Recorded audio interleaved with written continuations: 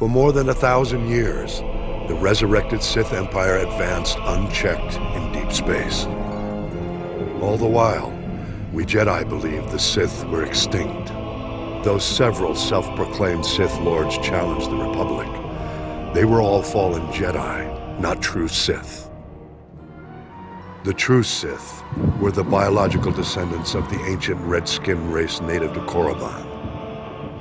The true Sith were extinct, except those who fled into exile 900 years ago. The success of their reincarnated civilization is testimony to the dark genius of the Sith Emperor.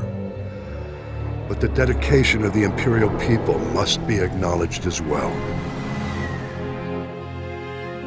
In our brief glimpses into the Empire's secret history, one name stands out: Grand Moff Odile Viken, the founder of the modern Imperial military.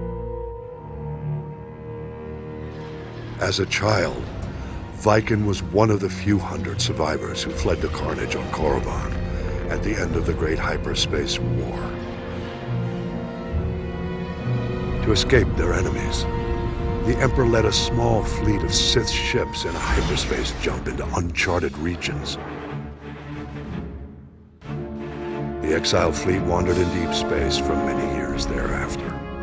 During this time, Viken learned navigation and became one of the fleet's most respected pilots. The survivors finally settled on the jungle world of Dromund Kaas. There, the Emperor revealed his vision to build a new civilization of unrivaled efficiency. And he promised his people vengeance. He promised them an empire destined to dominate the galaxy. An empire destined to bring about the Republic's destruction.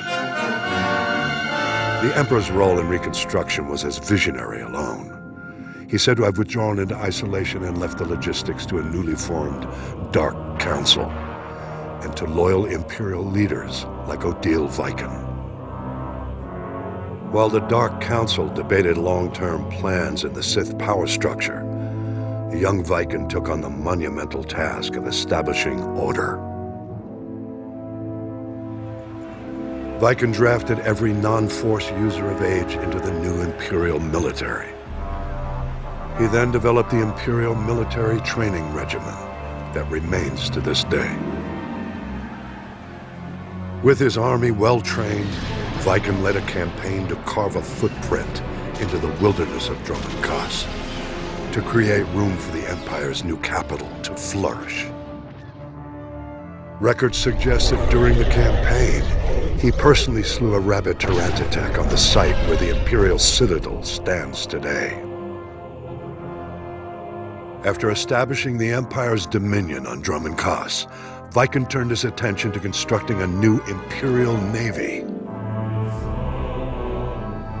Dividing his troops between engineering, mining, and manufacturing, he laid the groundwork for an ambitious plan: the creation of the Imperial Armada.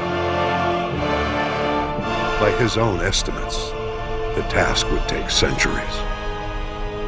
Viken knew he would never see even a fraction of his plan's success. Nonetheless, he garnered the support of the Dark Council and started the work. It was this act which earned Viken the honor of being the first Grand Moff recognized in the new Imperial military. Grand Moff Viken was eventually killed during an Imperial campaign to conquer an alien system in deep space. He died in battle on the bridge of a prototype Star Destroyer, a fitting end to the first Imperial Grand Moff. Though Viken was lost all those centuries ago, his plan and his name lived on to inspire countless generations who marched under the Imperial banner. Viken's story represents the surprising loyalty the Imperial citizens show to an empire in which they will always be subservient to the Sith. I believe the roots of this loyalty lie in the events of the Great Hyperspace War. I'll explain my theory in a subsequent report.